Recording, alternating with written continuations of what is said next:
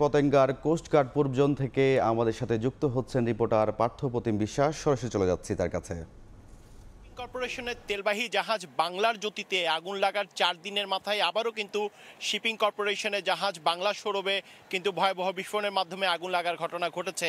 গতকাল রাত ঠিক 1টার সময় কিন্তু বহিনঙ্গরে থাকা অবস্থায় কিন্তু এই বিস্ফোরণের মাধ্যমে আগুন লাগার ঘটনা ঘটে এবং আমার পেছনে যাদেরকে দেখতে পাচ্ছেন তাদেরকে কিন্তু কোস্টগার্ড নৌবাহিনীর যৌথভাবে উদ্ধার করে কিন্তু জাহাজের যারা ক্রুরা ছিল সবাইকে কিন্তু আসলে উদ্ধার করার চেষ্টা করা হয়েছে। আমরা যতটুকু জেনেছি 48 জন ছিল, তার মধ্যে 47 জনকে উদ্ধার করা হয়েছে এবং একজন জাহাজ থেকে যখন আগুন লাগে তখন সাগরে কিন্তু লাফ দেয়, সে আতঙ্কে কিন্তু মৃত্যু হয়েছে। চট্টগ্রাম মেডিকেল কলেজ হাসপাতালে নেওয়ার পর তেমনটাই কিন্তু আমরা জানতে পেরেছি এবং আপনারা দেখতে পাচ্ছেন এখানে যারা কিন্তু আছেন সবাই কিন্তু অনেকটা আসলে ভীত সন্ত্রস্ত অবস্থায় রয়েছেন। তার কারণ হচ্ছে আমরা দেখেছি সাগর প্রচণ্ড উত্তাল ছিল। আমরা যে জাহাজটিতে বহিনঙ্গরে আগুন লেগেছিল সেখানে যাওয়ার চেষ্টা করেছিলাম, কিন্তু সাগর উত্তাল থাকার কারণে সেখানে আসলে আমরা যেতে পারিনি। তবে আমরা যতটুকু কথা বলেছি, বিশেষ করে ক্রু যারা রয়েছে যাদেরকে উদ্ধার করা হয়েছে নৌবাহিনী কোস্টগার্ড থেকে শুরু করে সবার সাথেই কিন্তু আমরা কথা বলেছিলাম এবং যখন 1টা বাজে বিস্ফোরণের মাধ্যমে আগুন লাগার ঘটনাটি ঘটে তখন আমরা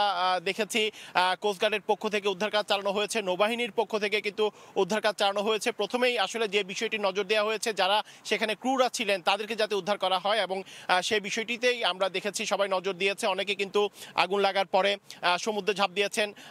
বিভিন্ন ফিশিং ট্রলার যারা আছে তারা যেমন উদ্ধার করেছে, নৌবাহিনীর পক্ষ থেকে যেমন উদ্ধার করা হয়েছে, কোস্টগার্ডের পক্ষ থেকে উদ্ধার করে কিন্তু এই মুহূর্তে আমরা চট্টগ্রামের যে কোস্টগার্ডের কার্যালয় আছে সেখানে কিন্তু আমরা দেখছি যারা যাদেরকে উদ্ধার করা হয়েছে সবাই কিন্তু আমার সামনে কিন্তু আসলে অবস্থান করছেন। এই মুহূর্তে মোট 47 জনকে উদ্ধার করা হয়েছে এবং একজন মারা গেছেন। সেক্ষেত্রে 48 জন জাহাজটিতে অবস্থান করছিল এমনটাই কিন্তু আমরা জানতে পেরেছি। তবে কিভাবে আসলে বিস্ফোরণের মাধ্যমে আগুনের সূত্রপাত হয়েছে সেই বিষয়ে আমাদের কেউ বলতে পারেনি। তবে জাহাজের যে উপরের অংশ রয়েছে সেই উপরের অংশ থেকে সামনের দিকের উপরের অংশ থেকেই কিন্তু এই আগুনের সূত্রপাত হয়েছে এমনটি আমাদেরকে জানিয়েছে বোটে থাকা যারা নাবিকরা রয়েছেন তারা। এবং হঠাৎ করে যখন অনেকে কাজ শেষ করে কিন্তু রাতের বেলা ঘুমাতে গেছেন, যখন বিস্ফোরণের শব্দ হয়েছে আগুন লাগার খবর পেয়েছে তখন তারা দিক বিদিক ছুটোছুটি করে সবাই এক জায়গায় এসে কিন্তু তাদেরকে যাতে উদ্ধার করা হয় সেই জন্য কিন্তু যারা সমুদ্রের মধ্যে যারা আসলে বিভিন্ন বোট ছিল তাদেরকে যেমন আহ্বান জানিয়েছেন, তেমনি নৌবাহিনী কোস্টগার্ডের পক্ষ থেকে আসলে বন্দরের যে টাগবোটগুলো রয়েছে সবাই একসাথে সম্মিলিতভাবে কিন্তু এই উদ্ধার কাজে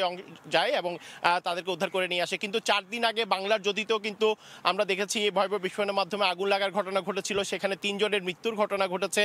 আসলে কি কারণে এই বারবার এভাবে আগুন লাগা কিংবা বিস্ফোরণের ঘটনা ঘটছে সেটি আসলে তদন্ত না করে বলা যাবে না, এমনটি আমাদেরকে বলছেন। আরেকটি বিষয় হচ্ছে জাহাজে 11,600 মেট্রিক টন ক্রুড অয়েল ছিল, সেই ক্রুড অয়েলের কী অবস্থা এমনটি আমরা জানতে চেয়েছিলাম কোস্টগার্ডের ঊর্ধ্বতন কর্মকর্তার কাছে। তিনি আমাদের যেমনটি জানিয়েছেন উপরের অংশে আগুন লেগেছে, যেখানে তেল ছিল সেখানে আসলে আগুন ছড়ায়নি এমনটি তিনি আমাদেরকে জানিয়েছেন এবং যে তেল ছিল সেই তেল সমুদ্রে ছড়িয়ে পড়ারও কিন্তু কোনো সম্ভাবনা নেই এমনটি কিন্তু আমাদেরকে তিনি নিশ্চিত করেছেন। এবং আপনারা দেখতে পাচ্ছেন যারা এখানে ক্রুরা রয়েছেন তারা প্রস্তুতি নিচ্ছেন, তারা আবার সেই জাহাজে যাবেন এবং সেখানে তাদের যে কার্যক্রম সেই কার্যক্রম কিন্তু তারা শুরু করবেন। অন্যদিকে আমরা দেখেছি কোস্টগার্ডের যারা ঊর্ধ্বতন কর্মকর্তারা যারা রয়েছেন, নৌবাহিনীর যারা ঊর্ধ্বতন কর্মকর্তারা রয়েছেন সবাই কিন্তু রাত থেকেই কিন্তু কাজ করছেন। বিশেষ করে প্রথমে সবার আগে যে বিষয়টির উপর নজর দেওয়া হয়েছে যারা মূলত জাহাজটিতে ছিল সেই জাহাজে যারা ক্রুরা ছিল তাদেরকে উদ্ধারের কাজে কিন্তু আমরা দেখেছি সবচেয়ে বেশি নজর দেওয়া হয়েছে এবং যেহেতু সাগর প্রচণ্ড উত্তাল ছিল সেই উত্তাল থাকা অবস্থায় উদ্ধার কাজ চালানো কিন্তু অনেকটা কঠিন একটি বিষয় এবং বহিনঙ্গরে যেহেতু জাহাজটি অবস্থান করছিল 11,600 মেট্রিক টন ক্রুড অয়েল নিয়ে সেগুলো খালাসের জন্য অপেক্ষা করছিল এবং আমরা যতটুকু জেনেছি শনিবার খালাস হওয়ারও কিন্তু কথা ছিল, কিন্তু তার মধ্যে গতকাল রাতে কিন্তু আসলে ভয়াবহ বিস্ফোরণের মাধ্যমে আগুন লাগার ঘটনাটি ঘটেছে। তবে কিভাবে আগুন লেগেছে সে বিষয়ে হয়তো তদন্ত কমিটি হবে। এর আগে বাংলার জ্যোতিতে যে আগুন লাগার ঘটনা ঘটেছে সেক্ষেত্রে 2টি তদন্ত কমিটি গঠন করা হয়েছিল, এর মধ্যে একটি 7 সদস্যের তদন্ত কমিটি আর একটি 4 সদস্যের তদন্ত কমিটি। এবং যেহেতু বাংলা সৌরভে একই অবস্থা বিস্ফোরণের মাধ্যমে আগুন লাগার ঘটনা ঘটেছে নিশ্চয়ই শিপিং কর্পোরেশনের পক্ষ থেকে তদন্ত কমিটি গঠন করা হবে এবং এরপর আসলে জানা যাবে কি কারণে বারবার কিন্তু আগুন লাগছে। এবং আমরা যতটুকু জেনেছি বাংলার জ্যোতি কিংবা বাংলা সৌরভ দুটি কিন্তু 37 থেকে 38 বছরের পুরনো জাহাজ। তো এই ছিল আমার কাছে এখনো পর্যন্ত চট্টগ্রামের কোস্টগার্ড থেকে এখানকার সর্বশেষ খবর। এতক্ষণ সরাসরি যুক্ত ছিলাম চট্টগ্রামের পতেঙ্গা থেকে।